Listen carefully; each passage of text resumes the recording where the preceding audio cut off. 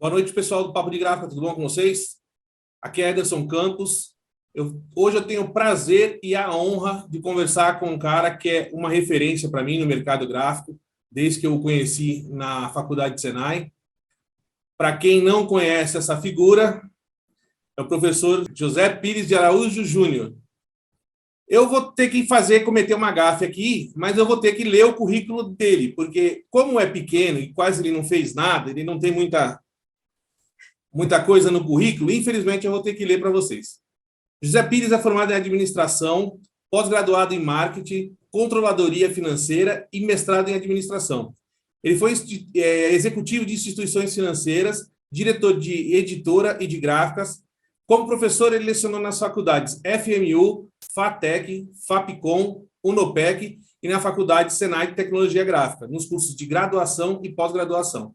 É avaliador do MEC para os cursos de tecnologia, coordenou e é autor do livro Caminhos da Estratégia e O que Falo Quando Falo de Estratégia e Gestão.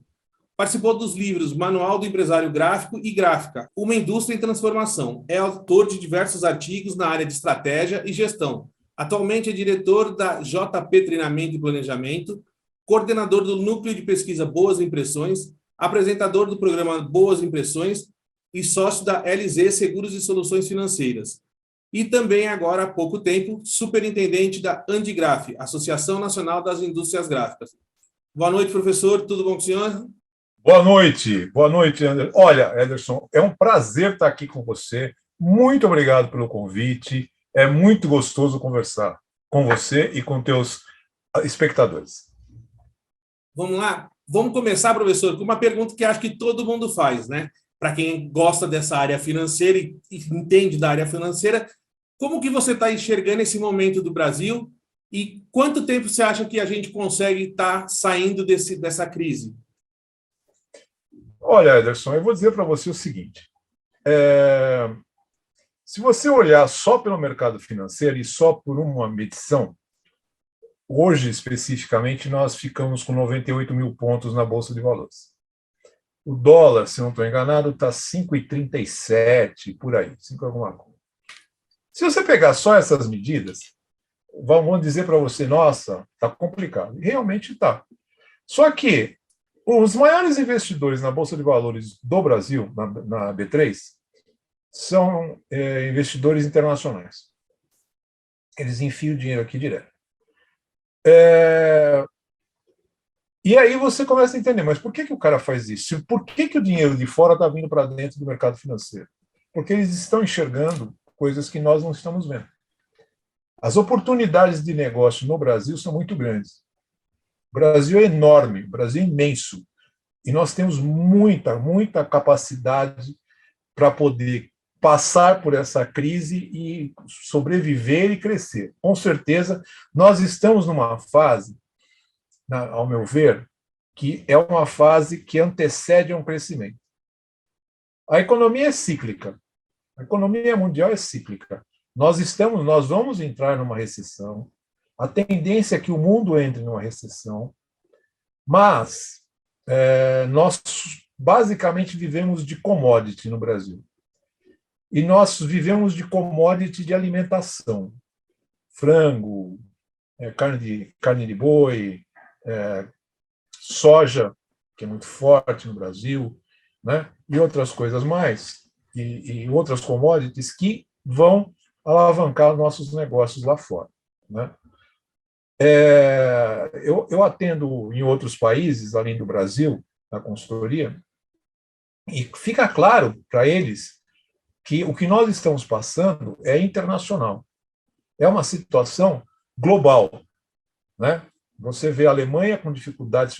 Quando que alguém pensou que a Alemanha tivesse dificuldade, né?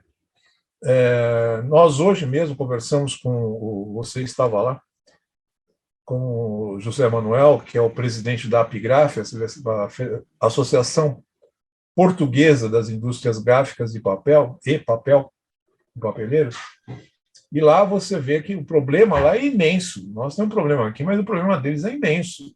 Eles quando compram papel, eles não sabem quanto vão pagar e quando vão receber. Leva 6 meses para receber papel, né? porque é um país pequeno, está com dificuldade, poucas papeleiras, o que tinha está fechando.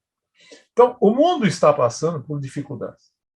Além de você ter uma pandemia mundial, que é o o Covid-19, nós temos uma guerra na Europa, uma guerra na Ucrânia, Rússia e Ucrânia, e a Europa depende da Rússia para a energia, para o gás, né, que vai gerar a energia. Isso tudo está encarecendo tudo que é commodity no mundo. Por transporte, por logística de entrega, enfim, por tudo isso. Razão pela qual nós não vamos escapar disso. Esquece, não existe como. Né? E é lógico, nós temos ainda o fator político, nós temos uma eleição majoritária esse ano, polarizada, tanto de extrema esquerda quanto de extrema direita, é muito polarizado. Mas isso daí, na verdade, para o investidor, está na conta já, né? O investidor já está na conta isso. Ele já está Ele mais acostumado ou com isso menos aqui já no sabe. Brasil, né? Isso aí para nós é tranquilo. Não vai ter. Infelizmente, a gente trata política aqui no Brasil como jogo de futebol, né? Infelizmente é isso. Olha, eu torço para esse, não, eu torço para aquele. Aquele atacante é melhor, aquele atacante que é melhor.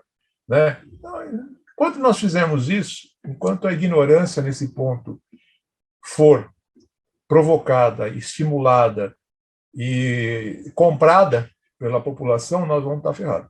Pode ter certeza disso. Eu acho assim, a pessoa pode até ter um partido que ela se identifica um pouco melhor, mas a partir do momento que é escolhido um presidente, tem que ser dado apoio total para ele, seja quem for, seja que partido que for, porque ele já está lá e ele tem que fazer alguma coisa por nós. Não adianta ficar só criticando, né?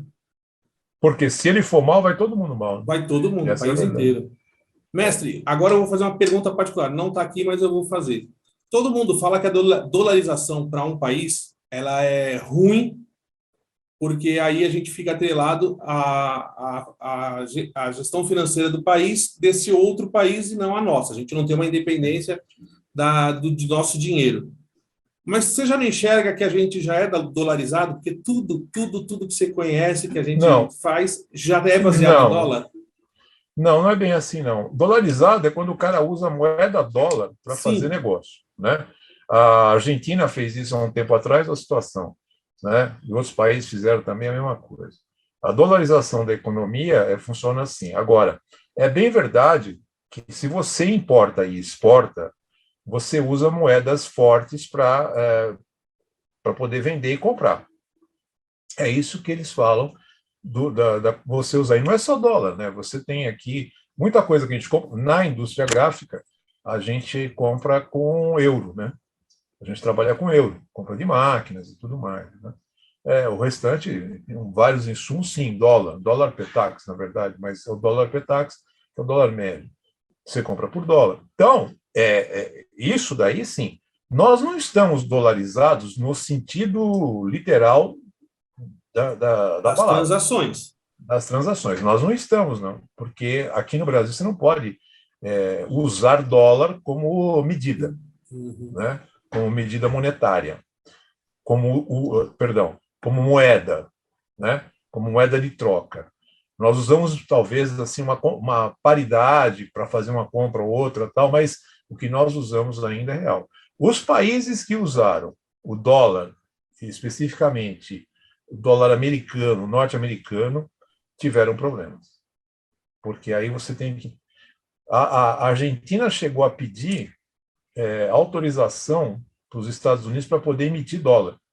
Não foi dado, mas foi pedido. Né? E engraçado que aqui no Brasil, quem emite o dinheiro da Argentina, quem imprime o dinheiro da Argentina é a Casa da Moeda no Rio de Janeiro. Essa eu não sabia. É verdade. Então vamos lá. A Casa da Moeda. Mestre, o brasileiro ele é um empreendedor nato. Ele gosta de empreender, ele sabe empreender, ele gosta de fazer. Mas, em contrapartida, ele acha que tudo que é preparação para ele poder empreender é uma coisa teórica. E aí ele corre de coisa teórica e de coisa chata, que eles falam que é chato. É verdade. Né? Então, Aí, como que você vê esse empreendedorismo do brasileiro que ele gosta de fazer, mas ele não gosta de se preparar para fazer? Olha, boa pergunta, Anderson. Olha, é assim, se você parar para pensar, quem que empreende? O empreendedor vai começar aquele cara que sabe fazer alguma coisa. Ele sabe cortar um cabelo, ele sabe fazer um café direitinho, ele consegue ter um bar, ele consegue ter um restaurante pequenininho, porque ele sabe cozinhar, porque ele sabe fazer as coisas. Ele é um cara operacional. Que é assim, na verdade é isso mesmo, as pessoas começam desta forma, né? Um bom cabeleireiro, uma boa cabeleireira, um bom barbeiro, uma manicure, que vão começar, né? Mas eles não têm a menor noção, às vezes, do que é controlar a empresa, principalmente na parte financeira. Não digo só na organização, porque a organização é meio intuitiva, né, Ederson? Algumas coisas são, sabe assim, são meio intuitivas, porque como é que eu organizo a minha casa, mais ou menos como é que eu organizo a minha empresa. Eu quero tudo arrumadinho, eu não quero, como é que é o seu escritório, como é que... Então é meio assim. Quanto à gestão financeira, é muito ruim, porque se mistura. Uma das grandes. O Sebrae, sempre que vou fazer uma palestra para empreendedores, me pedem para lembrar isso.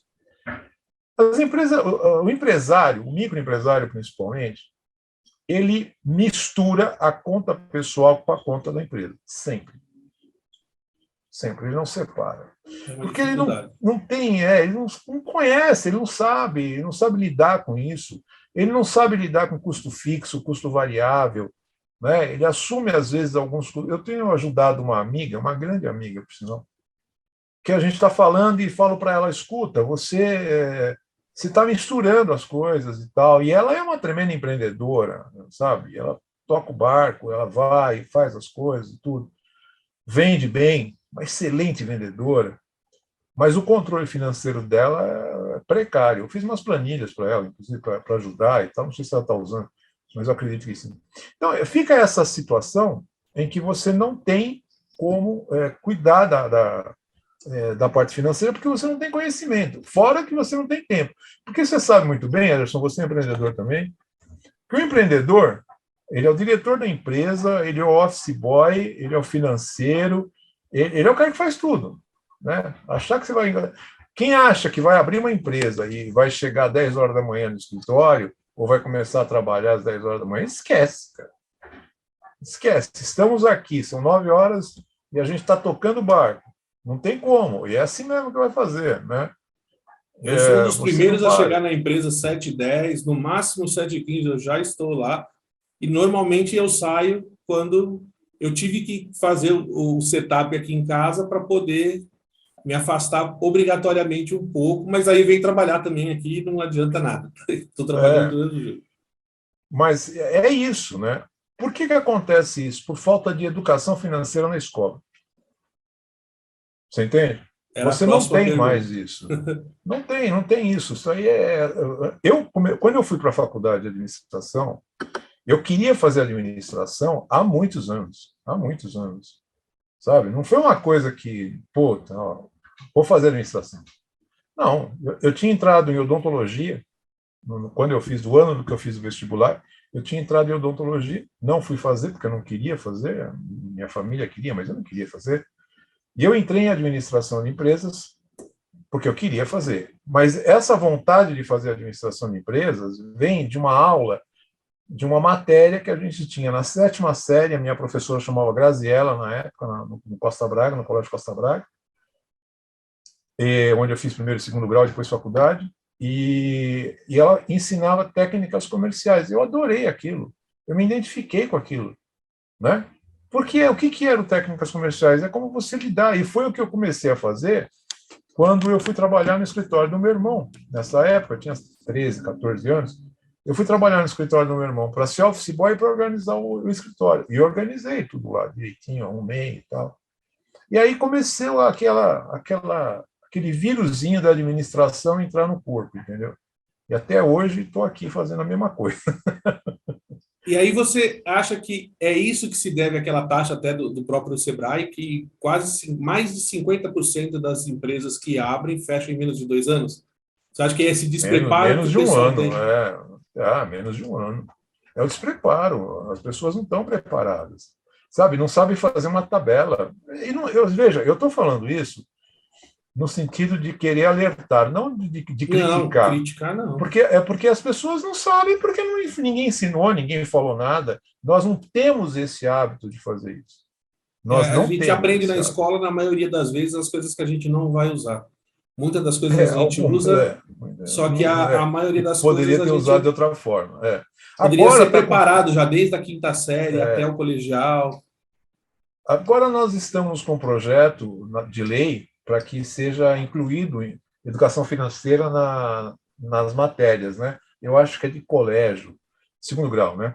De Uhum. segundo grau. Não sei se é segundo grau e tal. Seria interessante segundo grau por causa de alguns cálculos que você justamente que trabalha com exponencial, seria interessante no segundo grau. Mas enfim, também não tem o menor problema você entender isso daí. Então, as pessoas vivem assim, sem essa noção. Por isso que E hoje acaba é até fechando. complicado se falar, né, das pessoas não procurarem, porque é tão fácil. Se fosse falar há 15 anos atrás, 16 anos atrás, não tinha tanta matéria falando a respeito, não tinha tantos vídeos ensinando a fazer. Então, Verdade, hoje, verdade. quando eu falo com um empreendedor, que ele está pensando em empreender, e aí eu vou conversar com ele, e aí você vê que quando você começa a falar de planejamento, de pesquisa de mercado, a primeira coisa que o cara fala é assim, né? Ah, não, isso daí é chato, isso daí é a parte muito teórica. Você está com a parte muito teórica na cabeça, vamos para as vias de fato.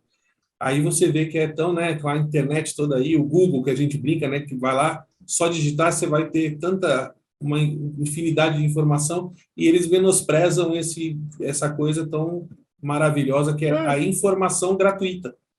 Está ali no gratuito, poder de um gratuito. clique.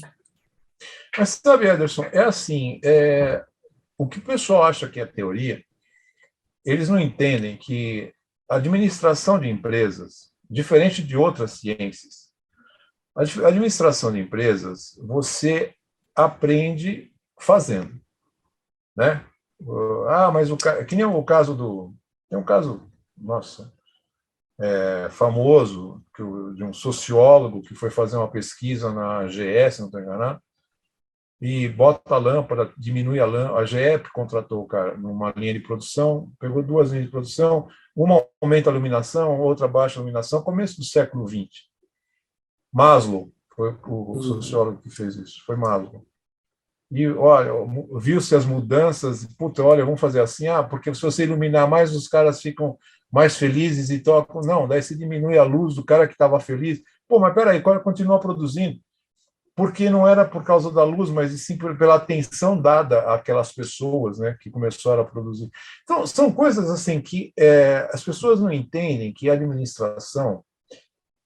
Tudo bem. Nós vamos falar o quê? Nós vamos falar de EBITDA. Porra, talvez não seja o caso para a sua empresa. Sua empresa talvez seja uma empresa pequena, que eu não vou ter que ficar falando de EBITDA, eu não vou ter que ficar falando com você de análise estrutural ou de análise gráfica das suas ações, porque você não tem ação também, né? Não tem.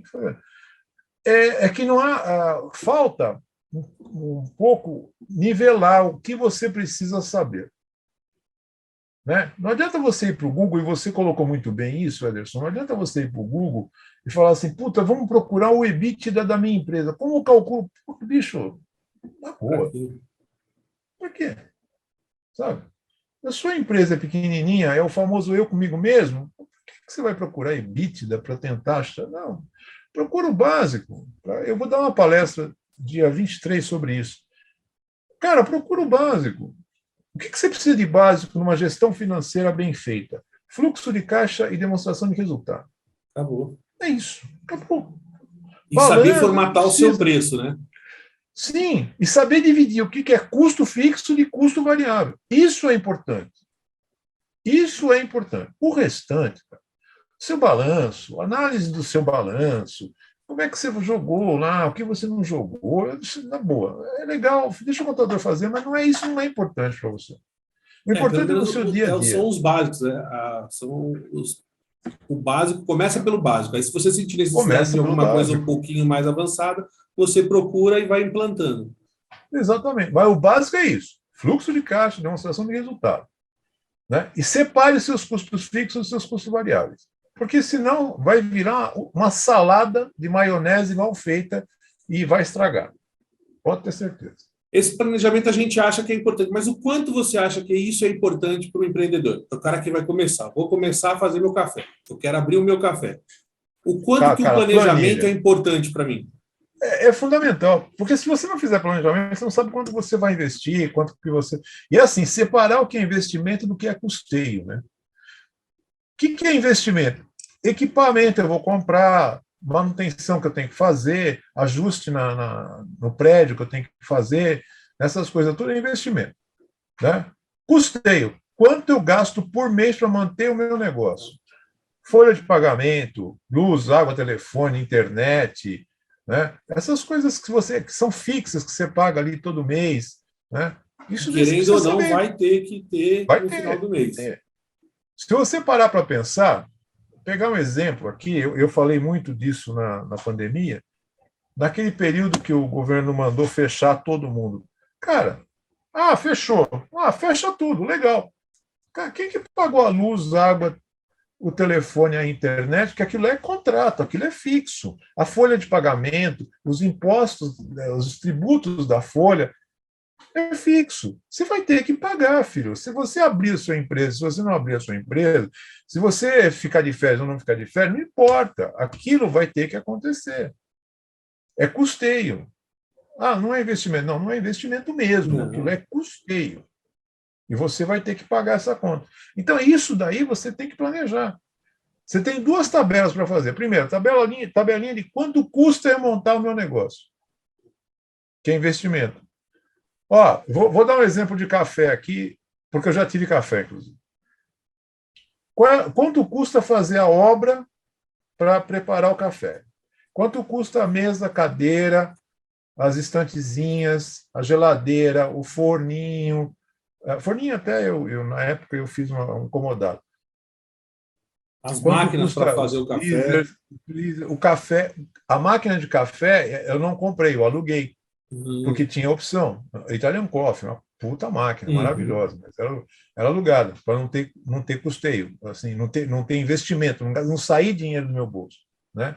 A intenção era comprar mais para frente. Então, são coisas que eu tive que colocar numa planilha de Excel para a gente saber quanto ia custar. Né? Assim como foi com a JP, assim como foi com a LZ Seguros, a gente botou uma planilha, quanto custa para montar isso? Até a retirada Custa básica do sócio, que ele também precisa até sobreviver e pagar as contas, né? e lembrando que seu Prolabore não é uma coisa importante, Prolabore é para pagar seus custos. Tem que ter, porque faz parte do preço. Tudo aquilo que você gasta, que é teu, né, que é teu gasto, tem que ser o Prolabore. Você vai ficar aí 3 meses sem receber Prolabore, vai ficar mais e tal, tudo bem. Mas você tem que lembrar que você tem que pagar as suas contas também. Você tem que ter uma reserva de recursos para poder bancar o período que você está em investimento. Você tá investindo de tempo no seu negócio. Isso O também pessoal faz até parte. lembra da previsão, mas não lembra da provisão, né? Né, da provisão, exatamente. É exatamente isso. Mas É eu escuto importante muito isso. empresário, que nem essa semana mesmo, já escutei de um empresário da área gráfica mesmo, ele falou assim, olha, não gosto muito de venda, não sou o cara de vendas e odeio vendas. E ele estava procurando para querer crescer a empresa porque ele estava vendendo menos do que ele vendia no passado. Como você vê esse tipo de situação hoje, né? Difícil, muito difícil. Porque nós todos somos vendedores, né? Não importa. Não importa qual é, o que você gosta e não gosta de fazer. Porque você vende, de alguma maneira você vende. Né? Você está de Ou você frente com vende sua alguém que vai vender. imagem, ou você vende a Exatamente. sua hora, ou você vende algum produto, mas que Algum vende, vende. produto. Que você vende. Né? O banco, o gerente de banco, ele é um vendedor. É um vendedor qualificado, melhorado e tal. Eu diria que ele é um consultor, na verdade, financeiro, mas ele é um vendedor. Ele está vendendo um produto bancário. Ele vende seguro, ele vende empréstimo, ele vende o investimento, ele está vendendo. Ele vende investimento? Porque, na verdade, você compra investimento. Quando a gente investe, você aluga o dinheiro para o banco. Né? Você está alugando dinheiro para o banco. E qual que é o Essa é a grau visão. da importância hoje de vendas numa empresa, na indústria gráfica, falando assim? Olha, Ederson, se você pensar que, se você dividir a empresa, fizer um círculo assim, pega como se fosse uma pizza, 50% da empresa, que é o que nós chamamos de atividade fim da empresa. Qual é a atividade fim da empresa? Produzir e vender. Então, vendas, a produção e a venda são atividades fins, vendas e marketing, né? Porque na verdade venda e marketing são atividades fins, é a atividade da empresa. O restante é a atividade meio, administração, a contabilidade, recursos humanos, TI, logística, apesar que logística, bom, enfim, não vou entrar muito em detalhe nisso não, mas tudo isso é atividade meio, é o meio que vai ajudar você a atingir a atividade fim, que é produzir e vender. Então, não tem essa. É importante. Porque é até difícil imaginar como uma empresa sobrevive sem vendas. Porque antigamente, realmente, quando eu comecei há 34 anos atrás em gráfica, às vezes as empresas ligavam pedindo até por favor para você cobrar a taxa de urgência para poder fazer o serviço com você. Hoje a Sim, oferta é tão grande que se um dia acontecer isso, você tem que rezar e falar que você teve a sorte grande. Então, assim, eu não vai não acontecer, consigo né? ver gráfica sem venda. Não existe, não existe. O que é assim, mas a minha gráfica é todinha digital. Legal, mas ela vende. Ela vende. Digitalmente você tem um meio que é diferente, mas ela vende. Eu vendo através de catálogo, eu vendo também, mas é venda. Sim. Né? Se alguém compra, é porque você está vendendo de alguma forma. Né? Às vezes, tem lugares, eu conheço muita empresa de software, por exemplo, que ela não vende, o pessoal compra. Ela está disponível no mercado, a venda dela é pífia, no sentido que as ações de venda dela é pífia, é baixa, mas o sistema se vende sozinho. Mas o sistema ele é muito bom e ele é vendável com facilidade. Mas existe venda de qualquer maneira. O governo federal, o governo municipal, o governo estadual, ele se vende a todo momento. Não existe nenhum lugar que você não tenha vendas. Vendas é assim mesmo. Se você vai namorar com alguém, o que você está fazendo? Você está vendendo a sua imagem para uma pessoa que te interessa. A primeira coisa que você faz é vender a sua imagem, para depois ter o relacionamento e tudo mais. E vender serviço gráfico, vender produto, vender qualquer coisa que seja, é a mesma coisa. Sim, não existiria, né? É a entrada, é a porta principal de entrada do dinheiro para qualquer empresa, né? Não tem como não falar. Não tem outra forma. Você acha importante que não só o departamento, que eu vejo muita empresa concentrar treinamento de vendas em vendedor externo. Porque eles não reconhecem, muita empresa ainda não reconhece o balconista como vendedor interno. E nem mesmo as outras pessoas do setor que também, que nem pré-impressão. Às vezes o cara fala, não vou pôr o cara da pré-impressão, mas é ele que fala com o cliente por telefone, é ele que está fazendo todo o contato, ou seja, ele está passando a imagem da empresa para todos os clientes que precisam de um auxílio. E eu não vejo essa atenção em vendas com todos, para ter uma imagem legal de vendas para todo mundo saber vender a empresa. Eu só vejo concentrado nos vendedores e ainda vendedor externo. Como que você vê isso? Cara, eu acho que o gerente financeiro de uma empresa tem que ser treinado em vendas, porque ele vende a imagem da empresa para as instituições financeiras e para os fornecedores. É uma briga que eu sempre tive, que eu sempre vou ter.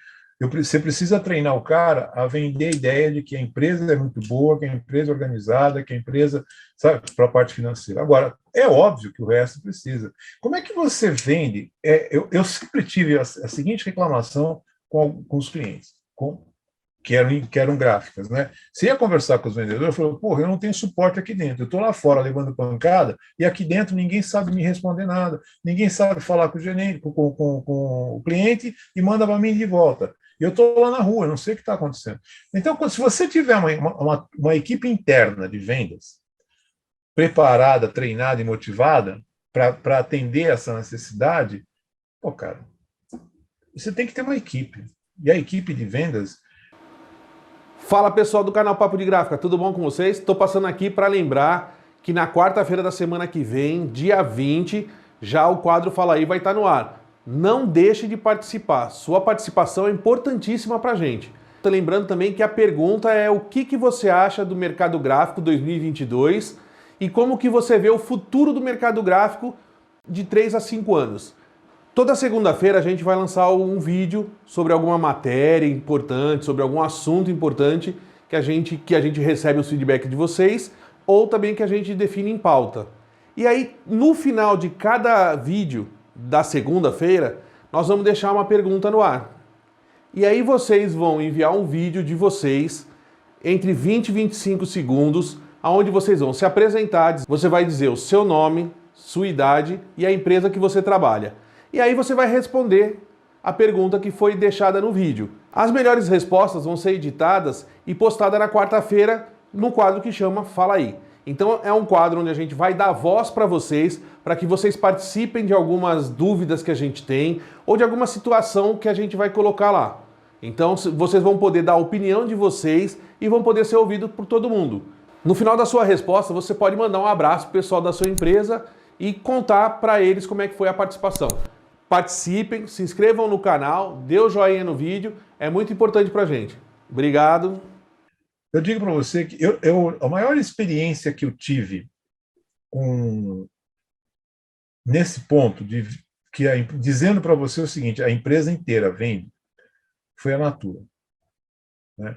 A Natura é quando você chega na porta, o atendente da porta, a pessoa que está na recepção, ou o porteiro, que no meu caso foi o porteiro que me impressionou, ele está vendendo. Ele te atende de tal forma que, pô, cara, você fica esperando lá 15, 20 minutos na portaria e fica feliz.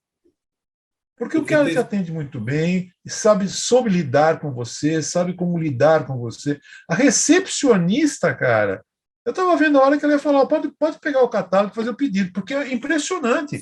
Ela falou, não, o senhor senta aqui, fica comigo aqui, olha que gostoso, tem um café, tem uma água. Olha, eu já localizei a pessoa que eu ia falar, né, que é o Antônio Curso, já vamos falar com ele já vai vir, não sei o quê, sabe? Você envolve as pessoas, você atende as pessoas, né? Eu vou dar um exemplo de um amigo que teve ele foi para Disney, lá em Orlando, e ele, a filha e a mulher. E eles estavam abrindo um mapa, pararam assim, pô, cansados já, estava no meio do dia, tudo, pregados. E eles abriram o mapa para saber onde é que eles iam comer, porque estavam com fome. Né? Tinha um senhor do lado deles varrendo o chão. Veja, um senhor varrendo o chão. Ele chegou perto dos três e falou, posso ajudar? O senhor precisa de alguma coisa? Eu estou procurando um restaurante. Tal. Olha, o restaurante fica assim, aqui tem aquele restaurante, aquele outro restaurante, aquele lá. Ah, muito obrigado, de nada. O senhor precisa de mais alguma coisa? Não, obrigado. Pegou a vassourinha dele e continuou varrendo. Quer dizer, a empresa inteira tem que vender, cara. A empresa inteira tem que vender. Né? Você precisa... todos os seus profissionais entenderem o seu propósito e trabalharem em cima do seu propósito, né? Que deles é todo mundo remar para o mesmo lado, né? Eu tenho um parente, um primo, que foi para a Disney e ele pediu o quarto da Pequena Sereia por causa da filha dele. Só que a parede que tinha a Pequena Sereia não era a Pequena Sereia com aquele peixinho amarelo e com o sirizinho lá. E a filha dele ficou triste. E ele comentou isso na recepção. Aí eles saíram pela manhã para ir fazer os passeios, eles sabem que só volta à tarde. Quando ele chegou, eles tinham adesivado o quarto direitinho, com o peixinho e com o sirizinho.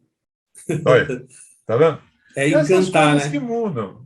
Sim. Meu primo, que é meu sócio na corretora de seguros, ele estava num hotel, um hotel bom no interior de São Paulo, hein? Não é nada excepcional, não. Aqui no interior de São Paulo.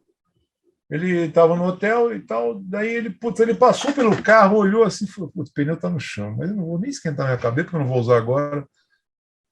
deixa para lá, né? Aí ele foi lá jantar e tal, não sei o que lá.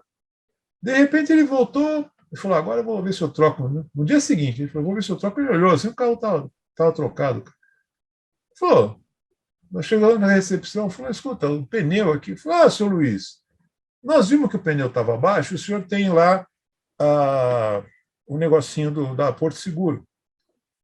Nós ligamos para a Porto Seguro e a Porto Seguro veio aqui e resolveu. Cara, sabe? Não tinha nem o que fazer, né? Não Mestre, tem, agora cara. pegando o gancho falando de vendas, o que você acha do marketing digital? Ele é a solução de vendas para o futuro? Eu não sei se é a solução de venda para o futuro, porque eu não acredito muito nessas coisas assim maravilhosas e mágicas, né? Mas que ajuda demais e é fantástica, tem que ser feito. Mas em alguns mercados, a presença de um profissional técnico ainda é exigida. Ele Mas para ainda a é área exigido. gráfica, você acha que isso ajuda ou Não, mais não atrapalha? básico. Não, ajuda muito. Eu acho assim, se você tem um portal que você vai. Esses dias mesmo, eu estava mandando fazer o cartão lá da Andigraph, que chegou agora para mim, eu mandei fazer, ficou pronto ontem. Cara, você entra lá e manda o treco e faz, eu não quero nem saber quem é que vai fazer, porque são coisas muito simples, né, Anderson? Eu vou fazer o cartão, eu vou fazer um flyer. Eu faço o flyer aqui da corretora de seguros e mando para essa gráfica, ela faz para mim, a gente entrega e tudo mais e tal.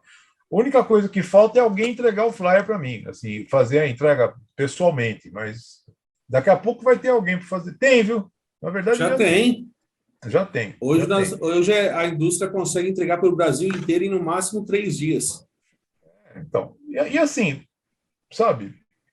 E essa gráfica, inclusive, ela falou para mim: o senhor está em Brasília, né? O escritório da Andigráfica é Uhum. Brasília. Não fico lá, fico em São Paulo, mas eventualmente. Ele falou: se só precisar, a gente entrega lá em Brasília para o senhor. Tá bom, muito obrigado. Muito obrigado. Porque tem uma empresa parceira lá em Brasília. Quer dizer, você trabalhar. Você não tem como fugir do digital, ponto. Sim. Vamos esquecer esse negócio de, não, eu acho que um dia. Não, não é o dia, é agora, já está mudando isso, inclusive. Né? Já está mudando. O digital já está mudando. Já estamos falando de metaverso, já estamos falando de outras coisas. Uhum. Não vai ter jeito, você vai ter que ir para o digital. Em algum momento da sua vida, você vai ter que ir para o digital. Nós estamos falando aqui pela internet, né? Eu Sim. faço vários atendimentos, a gente atende, nossa, nem sei quantos lugares, que é muito longe de São Paulo, que não daria para eu estar lá toda hora, e a gente faz isso para a internet, né? A gente faz dessa forma. E não é diferente para a gráfica também. Você tem que ter o seu portal, você tem que ter a possibilidade de vender o seu produto dessa forma. Eu vou dizer para Eu te fiz você, essa pergunta pequenininha, porque, viu? assim, a semana passada eu encontrei com um amigo, eu fui fazer um curso de copyright, né? Que é a famosa redação, né? Só que agora eles não falam mais redação, agora virou um nome estrangeiro, né? É o copyright. E eu encontrei com um rapaz que ele falou que está trabalhando bastante para a gráfica com essa coisa do copyright, né? E também com vendas pela internet. E aí eu pensei comigo, eu uso muito o marketing, mas eu uso mais no intuito de divulgação e contato, não para vendas efetivamente. Porque assim, eu até uso para venda, mas eu não consigo obter uns resultados tão grandes, porque assim, na minha concepção, eu vejo que a nossa indústria é uma indústria de necessidade. Eu só procuro as gráficas quando eu tenho alguma necessidade específica e tenho que resolver esse problema. E aí eu procuro a gráfica. E eu vejo que o marketing direto está mais ligado para aquela venda que é a famosa venda de oportunidade. Eu tô trabalhando lá, estou mexendo na internet, no Facebook, no Instagram, e aí eu vejo um anúncio e falo, poxa, eu acho que eu estou precisando disso. E aí você começa a se convencer que você precisa daquilo e vai lá e compra aquele produto. Muito Como que você diferente do que a enxerga o gente marketing faz. direto para a gráfica assim? Não, é difícil, porque, olha, gráfica quando você vende gráfica, é business to business, é negócio para negócio.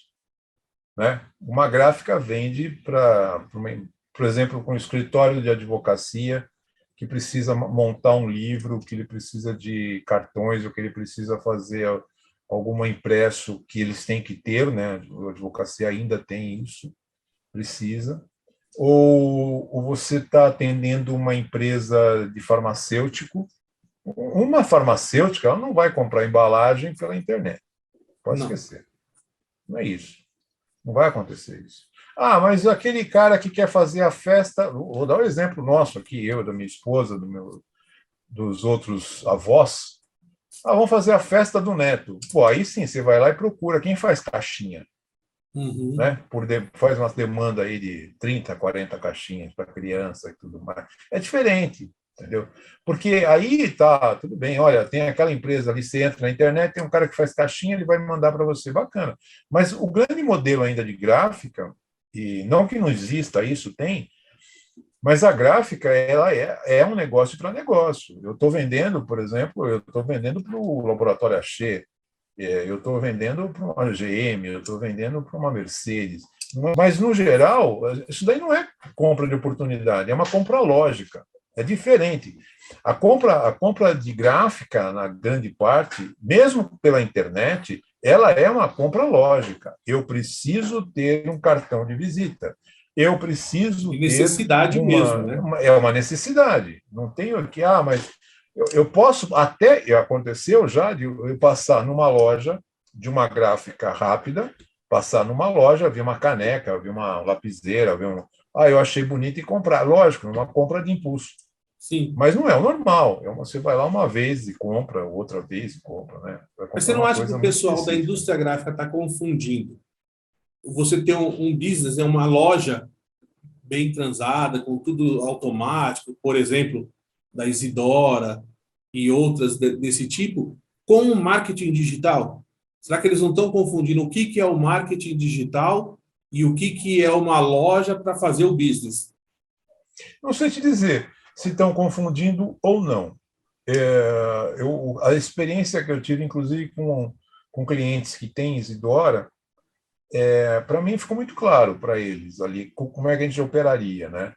A gente opera, inclusive nós fizemos uma loja específica dentro do Isidoro para um cliente muito grande especificamente, e era a empresa digital, Porque era uma até hoje, gráfica assim, eu não digital. consigo entrar na minha cabeça você ter acesso a uma plataforma como a Isidora, como tem outra que é do Martílio, agora me falhou a memória A do Martílio, do Print One. Martílio, Print One.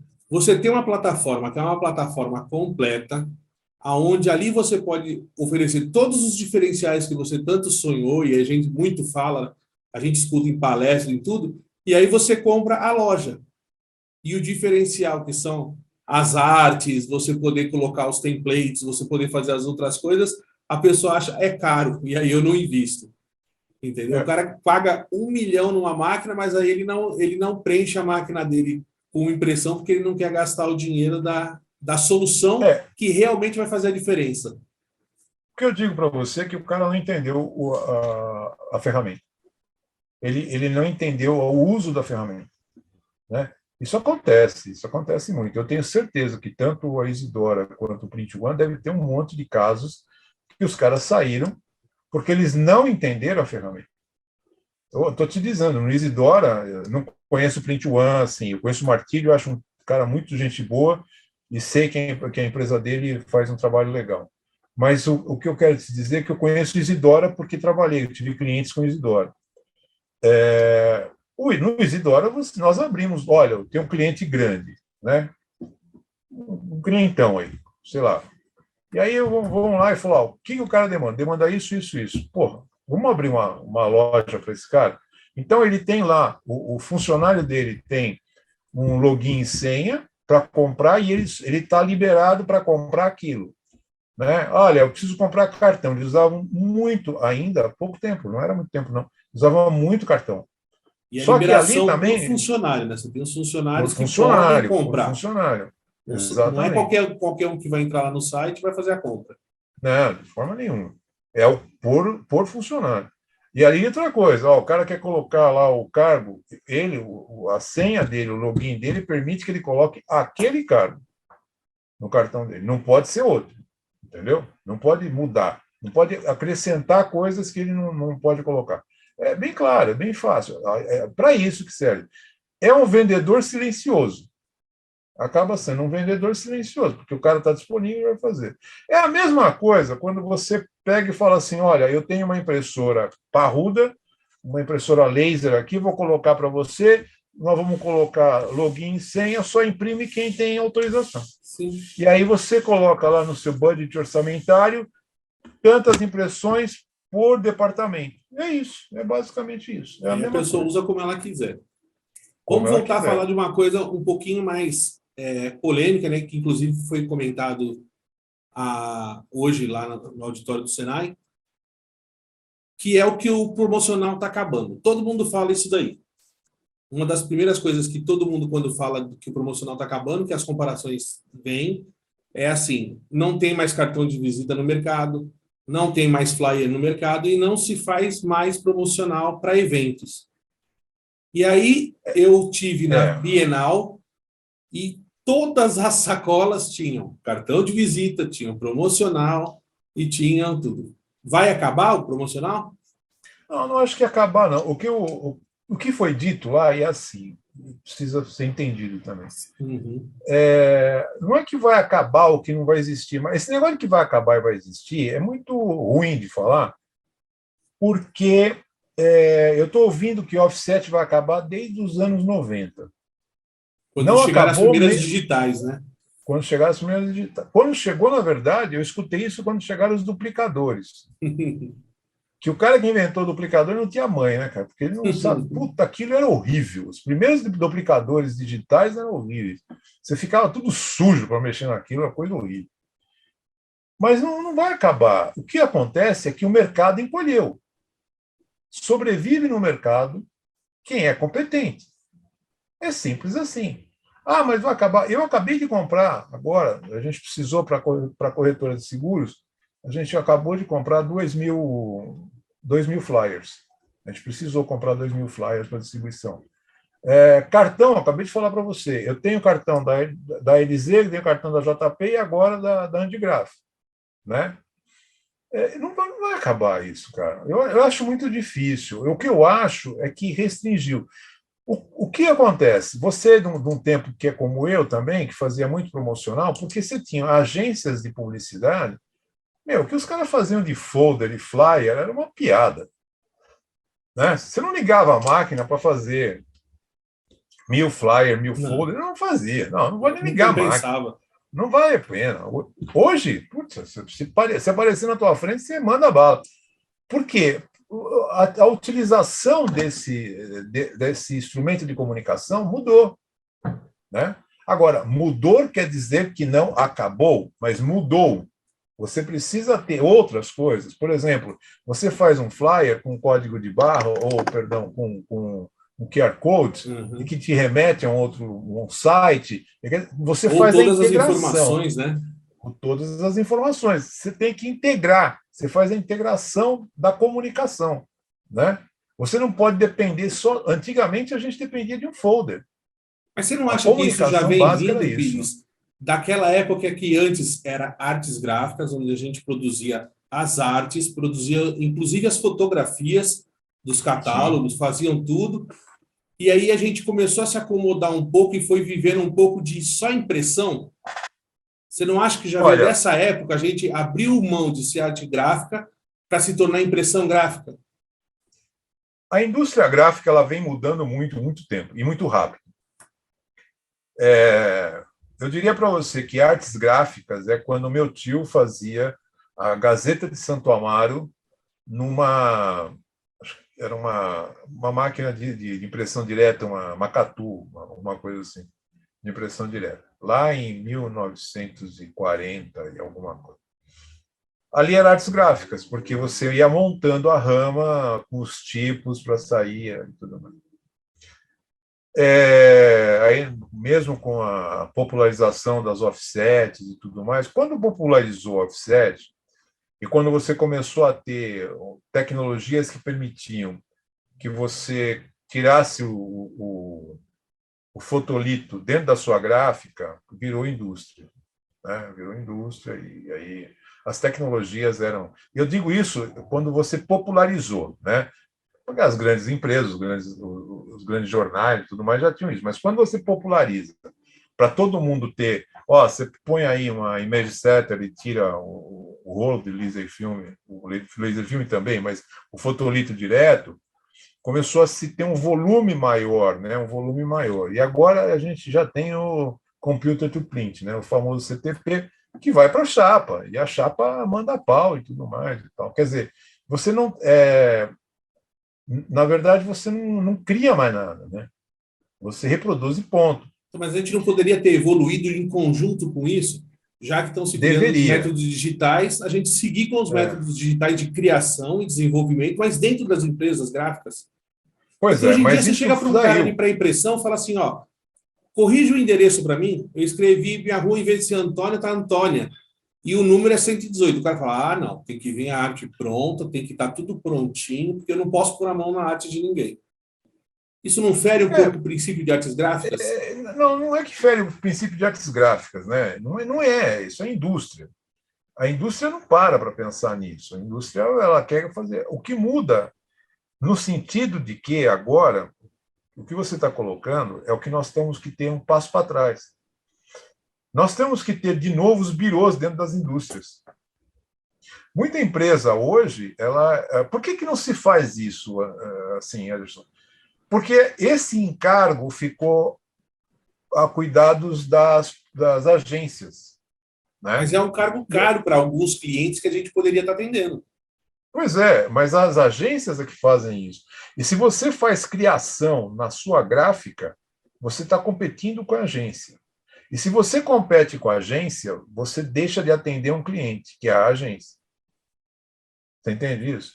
Agora, nada contra você voltar a ter um birô, mas é que é caro, né? Mas você voltar a ter, e aí eu vou te explicar como é que faz isso, um birô dentro da sua gráfica. E vou te explicar como é que faz isso, porque eu já fiz isso. Eu fiz isso há pouco tempo, inclusive. O que você faz? Você cria um modelo onde você chega para o cara e fala, você é bom no que você faz, não é? Tá, você é birô, não é? Você faz arte e tal. Eu te dou um espaço aqui dentro. Toda vez que você tiver que mexer, a gente estipula um preço que é o que você paga de aluguel. Fim de papo. Sim. O que ele traz, e assim, o que ele traz para dentro da empresa dele, provavelmente vai rodar na sua empresa, ganha dos dois lados. Né? Isso já acontece. Acontece várias coisas hoje no mundo gráfico que está mudando. Né? Por exemplo, isso tinha aí na Moca, você ter 3 indústrias gráficas que chegam à conclusão de que é o seguinte, eu não consigo vender para o meu parque gráfico. Não está dando, perfeitamente. Junta-se, o parque gráfico vira um só, e eu tenho 3 empresas vendendo para aquele parque gráfico. E atendendo a maior variedade possível. E atendendo de tudo, né? Atendendo tudo que o cara precisa, todos os clientes. E é lógico que isso daí é uma rede, mas só que dentro dessa rede você tem que ter o conceito de que você não vai tomar o cliente do outro. Né? Aí você não Mestre, agora deixa eu fazer uma pergunta, agora virando um pouquinho, a gente tem que puxar às vezes a sardinha um pouquinho para a brasa, né? Então, o que o Pires ouviu falar de gráfica modular ou de gráfica de grade? Cara, eu já ouvi isso faz tempo. Faz muito tempo isso, sabe? E deu certo. Tem muita empresa que viveu disso e vive disso ainda, né? Quando a gente começou, eu lembro que eu era diretor financeiro de uma editora no centro da cidade. E eu precisei fazer um cartãozinho. Isso daí no começo da década de 90. Eu tinha acabado de sair do banco, fui para a editora. Aí eu fui, não tinha onde fazer o cartãozinho. Daí tinha uma maquininha que você digitava lá, e se você digitou errado o abraço, né? Tinha uma maquininha que você digitava ali e saía o papel já com a serrilha, que é o famoso picotado, né? Saía picotado, que é horrível, né? Mas saía já com a serrilha, tá? E você destacava. Assim. Então, precisava viajar para o Rio de Janeiro e não tinha disponível lá um cartão. Eu precisava muito do cartão. E aí você vai ver o quanto custa. Você fazer 100 cartões era uma fortuna. Pô, imagina, fazer 100 cartões. Hoje você faz 500 cartões, eu estou te falando de preços de agora, e eu paguei caro, mas é que eu paguei meu conforto. Isso deixa claro. Eu paguei R$ 140, 500 cartões, né? Só que a mulher me entregou rápido, do jeito que eu queria. Tudo bem, com verniz, com uma série de coisas. Frente e verso, 4 cores e tudo mais. Mas é assim, cara, se você pedisse 500 cartões naquela época, a gente ia chamar você de louco. Imagina para que você vai querer 500 cartões, Tantos, primeiro. Né? E hoje a Só que maioria hoje, vende de milheiro. De milheiro, é milheiro. Hoje se vende milheiro. Você mete Por uma que eu grade lá e perguntei isso para abraça. você, mestre? Pelo seguinte, que nem a gente escuta falar desse negócio que o comercial vai acabar, que o promocional vai acabar, e eu vou falar por mim. Agora eu vou inverter um pouquinho. Eu sou um dos menores dessa área. Eu comecei a fazer esse tipo de impressão, que é a modular, que os pequenos fecham ainda em grade de meia folha. Hoje em dia, os grandes fecham em folha inteira germânica. Sim. Né? Eu fecho, em média, de 5 a 8 placas por semana, com 63 milheiros cada uma. 63. E eu sou um dos menores do mercado hoje. Eu já participei de 2 empresas que são grandes. E hoje eu acabei até chegando um pouco atrasado, lá 5 minutinhos atrasado, lá no auditório, porque eu estava vindo de um amigo, que é um dos maiores. Ele chega a fechar 20 placas de cartão por dia, com 176 milheiros por placa. De flyer, ele fecha de 12 a 14 placas, isso é certeza que ele fecha. Com 42 espaços, né, de 10 por 15 centímetros. Aonde que está faltando o promocional? Será que as gráficas não deixaram de olhar o que estava acontecendo ao redor? Por exemplo, uma print fecha 22 placas de cartão folha inteira. Pois é. É que, assim, o que você está falando, o promocional que está acabando não, o pessoal está migrando, né? Está migrando mesmo. Algumas. Vamos lá, então, vamos entender o mercado. 50%, 49%, 50% das gráficas se tornaram gráficas de embalagem, porque na pandemia que se vendia mais era embalagem. Embalagem fast food. E aí você vira aquilo que dá para fazer. Aí o que acontece? Aquela empresa que era de promocional virou de embalagem. Entendeu? Aumentou, todo mundo falando, eu estava lá conversando com o diretor-geral da FTD, o Reginaldo. O Reginaldo falando, em 2013 falaram para nós que ia acabar livro, em 2020 ia acabar o livro físico, impresso. Está aí. Esse ano que passou, 32% de aumento nas vendas. Olha o que aconteceu na Feira do Livro. Olha o movimento que foi a Feira do Livro. Com lançamentos fantásticos, né? Fantásticos. Agora, diminuiu a quantidade de gráficas? É lógico. O próprio Wagner, né? Meu querido amigo Wagner, da Andigraf, Wagner Silva, da Bigraf, não posso errar esses nomes, da Bigraf. O Wagner mostrou lá, olha, nós tínhamos 19, caiu para 15, não são 15. Na verdade, tem muita empresa que, se você contar, ela é uma só. Você tem 3 CNPJ, mas é uma empresa Sim. só. Você tem muita empresa que fechou, mas não encerrou o CNPJ. Quer dizer, eu não sei se nós temos 15. Talvez a gente tenha 10 mil gráficas no Brasil. E a boa parte que fechou, a grande maioria que fechou, infelizmente, foi de gráfica de promocional. Por quê? Porque a gráfica promocional eram gráficas menores, eram gráficas que não tinham tanto controle, que não tinha tanta gestão, e acabaram fechando. É duro falar isso, mas é verdade. Sim. Né? É a real, é a realidade. Mas e aí, onde é que hoje em dia o mercado gráfico encaixa essas gráficas modulares? Porque eu nunca ouço falar. Porque ninguém quer falar desse jeito, né, de gráfica modular. Como Mas é que você vai não é julgar uma isso? indústria gráfica? Mas como também é uma indústria gráfica, você imprime banner, mas o pessoal se considera gráfico? Né? O cara que faz banner não considera gráfico. O cara que faz Comunicação visual?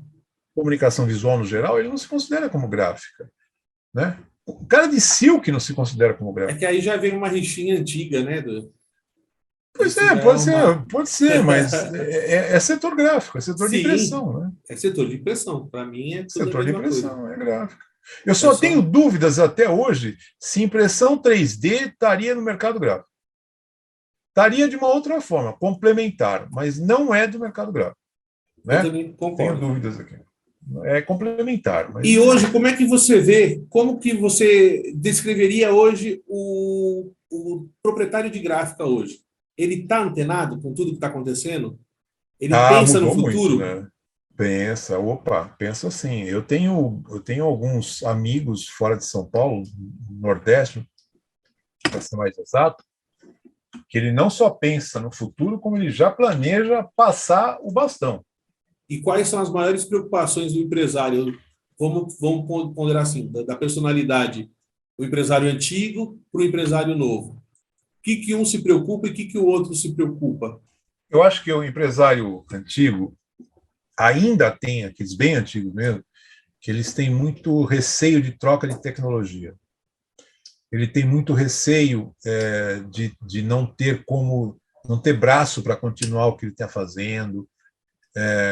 Ele tem receio da economia não ter isso, e principalmente, isso é chato de falar, mas é verdade, ele não tem para quem deixar a gráfica.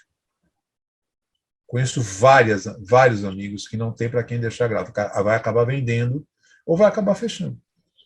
Eu conheci um cara aqui, vizinho nosso, nem sabia que ele era. Esse cara ele, inclusive, ele foi professor no técnico há muitos anos atrás. Eu não cheguei a conhecer, não foi da minha época, lá no colégio, lá no Senai, Tebaldenines. E ele teve uma gráfica. Quem cuidava da gráfica dele na parte financeira era a mulher, e ele tinha 1 ou 2 funcionários, ou 3 funcionários, não, tinha uns 10 funcionários, no máximo. Mulher morreu, ele fechou a gráfica. Ele fechou, porque ele não tinha como cuidar. E ele também ficou desgostoso. Tá, falou, vou deixar para quem isso aqui? Meu filho não quer ficar, minha mulher morreu, o que eu vou fazer com isso? Vendeu as máquinas, vendeu há pouco tempo uma Roland, inclusive, 200, acho que ele tinha. Assim, esse é um dos problemas. Uma vez que a gente tem 90% do mercado de pequenas empresas, e a maioria ainda, o gestor é o mais velho ainda da família. Como que você vê esses gestores dessas gráficas nesse mundo digital? Com grande dificuldade. Eles estão preparados? Não. A grande maioria, eu não sei se está preparado, não. O que eu vejo, que até que não está. Agora, quem tem o filho, quem está preparado para isso? Quem o filho ou a filha está ligado à empresa, que está tocando a empresa, que aprendeu lá de baixo.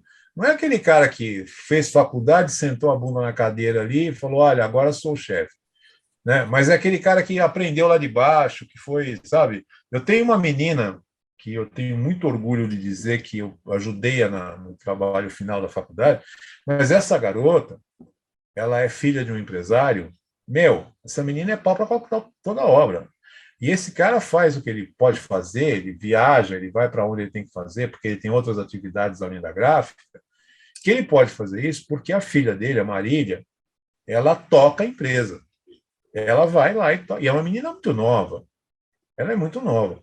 E ele deixa, e ela toca, lógico. A experiência é inegável. A experiência dele é inegável. E ela liga para ele quando ela precisa da experiência. Agora, a maioria da tomada de decisão não é experiência, é papum. É conhecer o negócio mesmo. Conhecer o negócio e, na maioria das vezes, baseado em números. Então, sim, cara, não tem muito segredo. E ela domina isso daí. E ela é boa no que ela faz. Agora eu queria que você me desse, por exemplo, como que você enxerga o empresário gráfico para o futuro? O que ele precisa saber? Que ele precisa ficar esperto para ser o empresário do futuro? Como que você descreveria esse empresário do futuro para daqui a 5, 10 anos? Olha, esse empresário do futuro, ele vai ter que entender muito de tecnologia. Não precisa ser especialista nisso, mas ele tem que entender o que está acontecendo, tem que estar antenado em pessoas, ele tem que ser um ótimo gestor de pessoas, porque senão as pessoas não vão atrás dele, não vão seguir o sonho dele, não vão seguir o planejamento dele. Ele tem que entender de planejamento, ele tem que entender de administração, vamos generalizar, né? Ele tem que entender de administração, ele tem que entender de gestão. É lógico que quanto mais ele conhecer a parte técnica dele, é melhor, óbvio, que o negócio dele é gráfico, é imprimir, ele precisa conhecer. Mas se ele não entender de gestão, ele vai ter grandes problemas. Ele não precisa ser um expert, né? Não, mas ele precisa entender de pessoas. Precisa. Ele precisa entender, mas ele tem que conhecer muito pessoas. Porque o que muda uma empresa, o que faz crescer uma empresa, não é só o equipamento que você tem, mas são as pessoas que trabalham com você e fazem e acreditam no que você está fazendo. Porque se as pessoas não acreditarem no que você está fazendo, cara, elas vão lá e cumprem a tabela. E vai lá, bate o cartão às 8, sai às 18 e está bom demais. Entendeu? Você precisa de gente que tenha gana, precisa saber contratar, precisa ser empreendedor. Ele vai ser o eterno empreendedor. E ele precisa entender de gestão, além da parte técnica. Não é muito fácil ser empresário. Mestre, eu vou fazer uma última perguntinha, só para a gente fechar, porque você já deve estar cansado, e aí o gordinho aqui, se deixar, fica 3 dias falando. Eu vejo assim, o mercado, a gente falou bastante das pessoas, hoje, inclusive lá também no auditório, a gente falou bastante das pessoas, e o que eu escuto o mercado gráfico falar muito é que os profissionais precisam se preparar melhor, né? Não só tecnicamente, como você falou, mas o espírito para ser empreendedor, para considerar, mesmo quando você não faz parte do quadro societário daquela empresa, a empresa é sua. Você tira seu salário de lá, você tira seu dinheiro de lá e sustenta a sua família. Então, a empresa, sim, é sua também. E é essa consciência que tem que ter. Mas você acha que o mercado gráfico está preparado? Porque hoje, por exemplo, às vezes eu chegava com um currículo, pelo fato de eu ter 2 faculdades, a pós-graduação, e o MBA falava assim, você é preparado demais, você não é para o mercado gráfico. Eu já escutei isso várias vezes. E às vezes me dava até um certo incômodo. Eu cheguei a tirar graduação e a pós-graduação do currículo para mandar o currículo antigamente. Você acha que o mercado gráfico está preparado para ter gente competente a esse ponto, formada, com pós-graduação, com MBA? Olha, Ederson, eu vou dizer uma coisa para você. Eu passei por isso também em banco. Eu passei pela mesma coisa. Eu fazia mestrado na USP. Eu queria sair de onde eu estava para ver se eu conseguia um tempinho mais, porque a USP é bem puxado e eu precisava de uns horários diferentes que eu não conseguia. Eu era comprador industrial na época. Eu tentei voltar para banco para poder acabar o mestrado. Não consegui acabar o mestrado na USP. E eu já tinha formação, eu já tinha algumas coisas ali, né? E eu não consegui emprego num banco francês. Mas o que eu quero dizer para você, eu não sei se o mercado está preparado ou não, é difícil saber. Mas a pergunta deveria ser: o mercado precisa? Precisa. Precisa e precisa muito. E vou dizer mais para vocês, para quem está assistindo a gente, que está pensando se vai entrar, vai ficar na área gráfica e tal. 2 coisas precisam ser lembradas e são importantes. Primeiro, a gráfica é uma indústria de tecnologia que imprime. O que tem de tecnologia embarcada numa gráfica, por menor que ela seja, é monstruosamente grande. Segundo, não tem profissional técnico ou na área de gestão para a área gráfica no mercado brasileiro. Não tem. Falta. Se o cara sabe se está faltando ou não, é outra conversa, mas a gente tem certeza que está faltando. Eu atendo empresas fora do Brasil.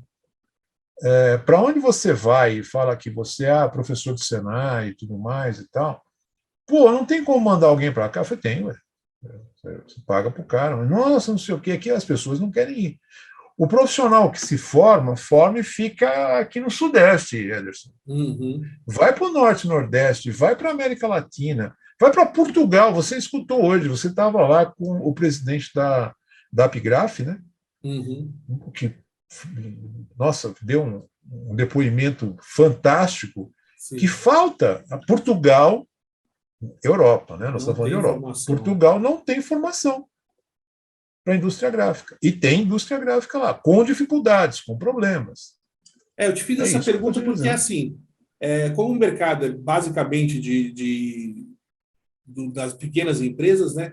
Eu não sei se o fato de você ter a formação se não afugenta um pouco os antigos donos de gráfica, tipo de perda de poder, de conhecimento, alguma coisa nesse sentido. Então, foi por isso que eu te Não sei. perguntei, porque, assim, em vez de eles aproveitarem a formação das pessoas que estão aí no mercado, querendo trabalhar, querendo ajudar, é lógico que o cara, quando se forma, todos nós já fomos formados com 20 anos, 30 anos, e você chega com aquele sangue total, né? E com Sim, certeza você opa. tem que. Opa, calma aí, vamos fazer. Mas vamos fazer devagarzinho, conforme vai entrando as coisas. Mas, assim, eu não sei. E eu tenho escutado Mas isso de isso, diversos amigos, inclusive, que estão fazendo Senai. O cara fala, pô, meu sonho era fazer o Senai. Agora que eu consegui realizar o meu sonho, parece que ficou mais difícil do que quando eu não tinha realizado o meu sonho. mas isso acontece direto, né? Não, mesmo assim, você pega a garoto que sai do Senai e vai para uma empresa, seja gráfica, automotiva e tudo mais, o cara fica bravo com o moleque, porque ele quer fazer tudo certo. Não, aqui não tem isso. Aqui você faz mais ou menos assim, faz mais ou menos lá. É o tal negócio. Quando você estuda e quando você se prepara para ser o melhor. Sim. Né? Esse é o problema. Porque quando Mas a tem gente gente sai que de lá, tem. e é verdade, não estou puxando o saco de Senai nem nada, mas assim, quando você sai de lá, você sai com outra visão. Você começa Sim, a enxergar coisa que você nunca passou pela sua cabeça, você está enxergando aquelas coisas assim, e para você agora virou normal. Você não é, consegue mais entrar no ambiente e não ver aquelas coisas. E aí eu acho que exatamente. isso tem afugentado um pouco as empresas Porque as empresas ficam realmente com medo. O que eu do posso dizer para novo. você é que as empresas ficam do novo. Tem medo, ainda tem medo. É por isso que eu digo para você, o futuro, o empresário do futuro, ele tem que saber lidar com pessoas, ele tem que saber lidar com tecnologias. Ele não tem que dominar a tecnologia. O cara não tem que ser o cara do metaverso, mas ele tem que dominar um pouco de tecnologia, tem que conhecer. Ele tem que pelo menos saber ouvir. Eu acho que é uma grande coisa, saber ouvir é um negócio fantástico, que é difícil, viu? É bem difícil.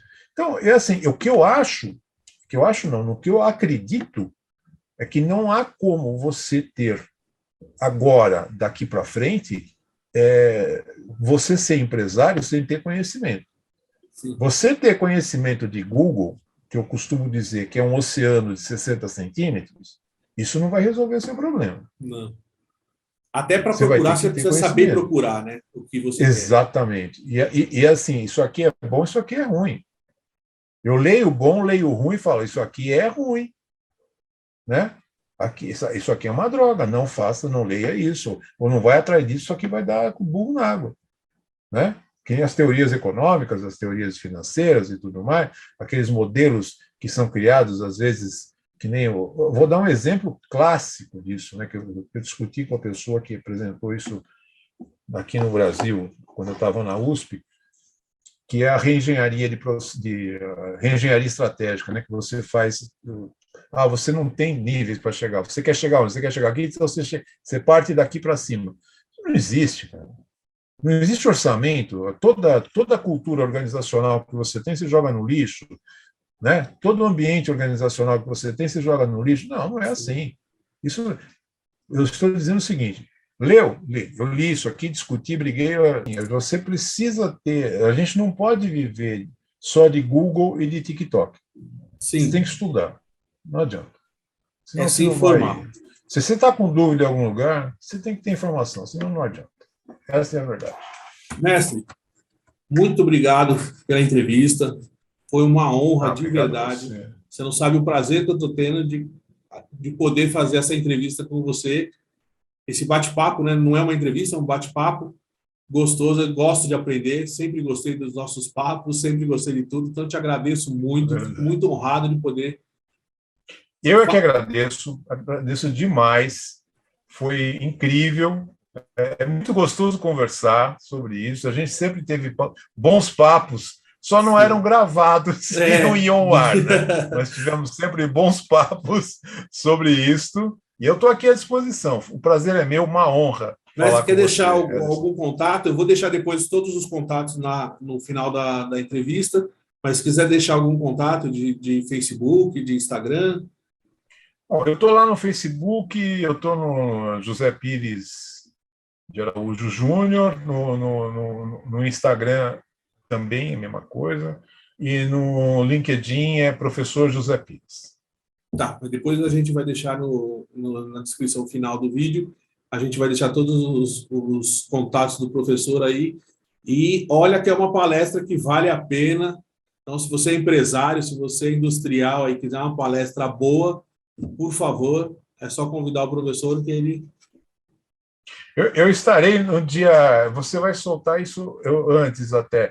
No dia 23 de julho agora, eu estarei na Future Print fazendo uma palestra sobre finanças nesses mundos malucos, nesses tempos doidos aí. E quando é o próximo capítulo do programa? Fala um pouquinho do programa também, professor. Programa Boas Impressões. Nós vamos ao ar daqui a uns 15 dias, mais ou menos. Nós estamos falando numa sequência agora só sobre embalagens. Nós vamos conversar com um ex-aluno de pós-graduação e que é empresário gráfico de embalagens na Bolívia. Vai ser o Carlos, e ele vai trabalhar, ele vai fazer uma entrevista conosco. A gente vai gravar essa entrevista porque ele vai estar na Bolívia, é mais complicado a gente fazer ao vivo, mas nós vamos gravar essa entrevista com ele, falando sobre embalagem. Nós vamos ter outros, inclusive já tem algumas séries aí, já tem uma série de vídeos gravados e já foi ao ar, falando sobre embalagem desde a criação. Agora a gente falou com empresários, a gente já falou com consultores da área de flexo e tudo mais, e estamos nessa pegada esse ano aqui sobre embalagens. O canal é YouTube... Isso. Pode falar. YouTube/Boas Impressões é o nosso canal lá. E eu acompanho todos, pode ter certeza. Me deleito com a sabedoria lá do pessoal que está indo para lá, falar dos assuntos. A última que eu acompanhei, às vezes não dá para acompanhar ao vivo, porque os horários são meio complicados. Os horários é complicado. Mas eu sempre assisto, a hora que eu paro para dar uma pensada aqui, eu pego e assisto todos. YouTube/Boas Impressões. Boas Impressões. Papo Net também, que acho que tudo que a gente vai se informar sobre a área, quem gosta, quem ama de verdade, está lá, tem que fazer parte de todos esses.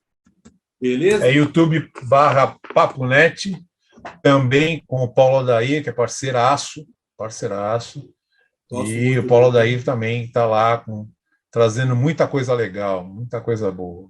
Professor, brigadão mais uma vez.